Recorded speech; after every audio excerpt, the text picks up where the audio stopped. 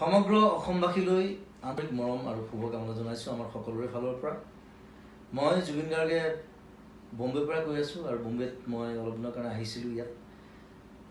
মোৰ এটা প্ৰব্লেম হৈছিলে মাজতে, সেই প্ৰব্লেমটো দেখুৱাবৰ বাবে ডক্টৰৰ ওচৰলৈ আহিছিলোঁ আৰু আহি অহাৰ পিছত এই কৰোণাৰ যিটো সন্ত্ৰাস গোটেই পৃথিৱীত খুব বেয়াকৈ বিয়পি পৰিল আৰু তাৰ কাৰণে আমি আকৌ অসমলৈ উভতি যোৱাটো বন্ধ কৰিবলগীয়া হৈছে অলপ দিনৰ কাৰণে।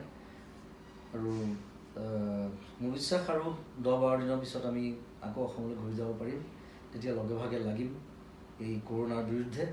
এতিয়া আপোনালোকে সকলোকে লাগি থাকক, সকলোৱে চৰকাৰে যি কাৰ্যসূচী হাতত লৈছে কৰোণাৰ বিৰুদ্ধে তাত সহায় কৰক, সহযোগ কৰক। ময়ো মোৰ ফালৰ পৰা কাইলৈৰ ভিতৰত মই চিফ মিনিষ্টাৰ্ছ ৰিলিফ ফাণ্ডলৈ 1 লাখ টকা আপোনালোকৰ বাবে পঠাইছোঁ।